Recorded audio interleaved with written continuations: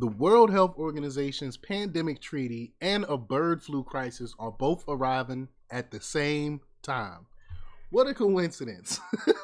What a coincidence. They're pushing this pandemic treaty that nobody wants, nobody asked for. The globalists want to push this on us to take away countries' sovereignty is basically what the pandemic treaty is, where you have to give up 20% of your resources to help other countries, so supposedly, and give up money and all these other things. And nobody, again, most people do not want this. It's only the global elites that's pushing for this, and there's a big fight against it. A bunch of states are making laws against the World Health Organization pandemic treaty, and we just so happen to have a bird flu crisis.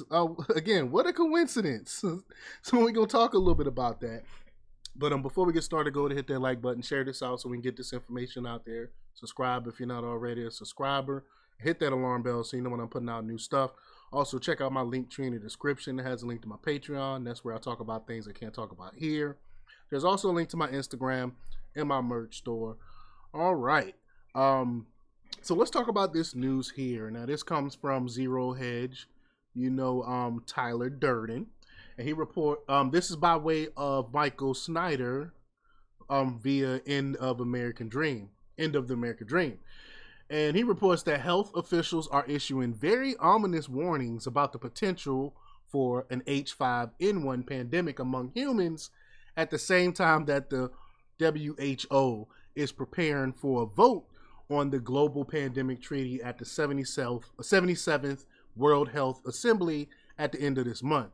The global pandemic treaty will give the World Health Organization far more authority than it had during the last pandemic, and a lot of people are deeply concerned, myself included, about how that power will be used during the next major health crisis. As you will see below, 2 more human cases of the bird flu have just been confirmed. If the bird flu mutates into a form that can spread easily from human to human, that will create an enormous amount of fear, and the death toll could potentially be catastrophic. In such an environment, what sort of extreme measures would the World Health Organization decide to institute? And we already seen it. Through the lockdowns and the mandatory jabs and all this other stuff. So, and they want to take that a step further. In recent weeks, negotiators have feverishly working to finalize the global pandemic treaty. The following comes directly from the official WHO website. So this is official. This is on their website. Governments of the world today agreed to continue working on a proposed pandemic agreement and to further refine the draft ahead of the 77th World Health Assembly that starts 27 May 2024. That's only 3 days away. The governments meeting at World Health Organization headquarters in Geneva agreed to resume hybrid and in-person discussions over coming weeks to advance work on critical issues, including around a proposed new global system for pathogen access and benefit sharing. Benefit sharing, aka give us your money, give us your resources. They use for example, life-saving vaccines, treatments, and diagnostics, pandemic prevention, and One Health and financial coordination needed to scale up countries' capacities to prepare for and respond to pandemics. And that's the main thing I want y'all to see here. Financial. That's the main thing. They want to take our resources. Here in the United States, the mainstream media has been strangely quiet about this treaty, but it is a really big deal. And it's not strange. It's not strangely quiet. They're quiet about it because if they tell people what's going on here and people are aware of how they want to take away our sovereignty, I'm telling you, the majority of Americans would be against this if they really knew what was in this thing. So that's why they're not mentioning it. That's why none of the mainstream media talking heads are talking about it. Negotiations have been taking place for the last 2 years, and the plan is to submit the final draft for a vote at the World Health Assembly at the end of this month. The member state-led intergovernmental negotiating body, INB, was established over 2 years ago to take this effort forward. the Bureau of the INB, which is guiding the process, will submit its outcome for consideration at the World Health Assembly. INB Bureau co-chair Dr. Precious Matoso from South Africa said progress had been made during this latest round of discussions on a wide range of issues containing in the draft agreement. Quote, "We are witnessing history play out before our eyes during this process with the coming together of all countries to decide a binding pact to protect all citizens of the world," said Ms. Matasso. "This is not a simple exercise. This is the first ever process to develop a proposed agreement on pandemic prevention, preparedness, and response. Getting this done means getting it right, and the INB Bureau is committed to help finalize a meaningful, lasting agreement." The 77th World Health Assembly will be held in Geneva, Switzerland on May 27th to June 1st. Member nations will cast their votes in the final draft of the Global Pandemic Treaty, and it is fully expected to pass. We have been told that the Global Pandemic Treaty has been watered down, but in reality, all that has really changed is that some language in the treaty has been made more vague. And I'm pretty sure I did a video on some of that. They really didn't. It's really not watered down. It's more, again, like they said in this article, it's more vague. If this treaty passes, when the next pandemic erupts, the WHO will be running the show, and most people in the general population do not realize this. We will have absolutely no control over what will happen in our country. If the World Health Organization said everyone have to get the jab, we will have to do it. If the World Health Organization said everyone would have to be locked down again, we will have to do it. But again, some states are fighting back against this. And we know that Beijing Biden, globalist Biden, is for this pandemic treaty. And the next pandemic may be a lot closer than most of us think. On Wednesday, the CDC announced that there has been another confirmed human case of the bird flu in the United States. They said the U.S. has documented the second case of bird flu in 2024.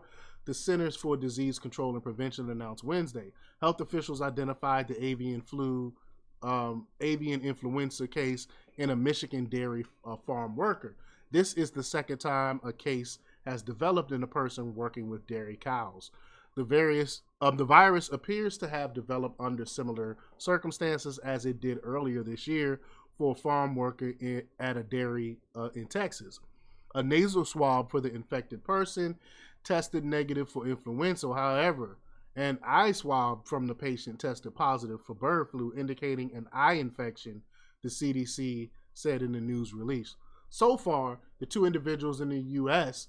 that have been affected in 2024 have both been dairy workers, so they're close working with the cows. There may be many more dairy workers that have been infected, but at this stage, a lot of those that work in the industry are very reluctant to get tested. Farmers have been reluctant to allow federal health officials into their land to test potentially affected cattle amid uncertainty about how their businesses would be impacted. And I can't blame them for that. We see how the government is quick to shut things down. Farm workers have also been reluctant to participate in screenings, and experts said is likely due to the mix of fears over job loss, immigration status, language barriers, and general distrust of public health officials. Now, I wonder why we have that distrust. I wonder why we don't believe the public health officials. How many times are they going to lie? How many times they lied to us over the last pandemic? Like it frustrates me to no end that everything I said pertaining to the last pandemic end up turning out to be true, but I got booted from I got my old channel deleted because I happened to report the truth, which is sickening to me. But I digress. Meanwhile, we just learned that H5N1 is responsible for the deaths of 4 more cats. 4 more cats have died of H5N1 bird flu in the United States, including 2 pets in South Dakota, with no links to poultry or dairy cows. And that's really strange. And this is according to state and federal officials. At least 14 cats have recently died of bird flu. Of the newly reported cases, 2 were domestic cats which died at a property in Campbell County in South Dakota, according to a state official in the U.S. Department of Agriculture. Beth Thompson, the state veterinarian, said there were no livestock on the property where the pets died, which is weird. No other details regarding how the cats were infected are known at this time, Thompson told BNO News. This is not good. If cats starting to get sick and dying on a widespread basis, it is probably just a matter of time before the same thing starts happening among humans. I'm not trying to fearmonger. This is what this article says. Again, I really can't trust. It's hard to believe anything that's coming from this administration because they lied to us so much. We don't know all of the details about the latest cat deaths, but it was being reported that cats that previously died from H5N1 in Texas experienced brain hemorrhaging and blindness. Now, this is the flu, right? The H5N1 is a flu. It's influenza. What flu you know of causes brain hemorrhaging and blindness? This makes absolutely no sense. Does H5N1 have the potential to do the same sort of damage to humans? We need an answer to that question because more human cases are popping up all the time. In fact, that has now been a confirmed human case in Australia.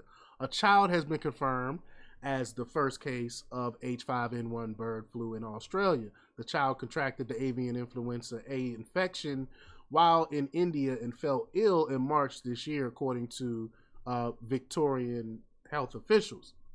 The announcement came hours after bird flu was detected on a farm in Victoria. Since 2003, more than 50% of humans that have tested positive for H1N1 have died. 50%. Can you imagine the fear that will erupt if millions of people suddenly get infected? Global pestilence will play a major role in the era of the great chaos that is coming. I mean, the Bible says so as well. Just think about the panic that we witnessed during 2020, 2021, and 2022. If the next pandemic has a far higher rate, remember the last rate was like 0.1. This is a ridiculous number. It wasn't even 1%.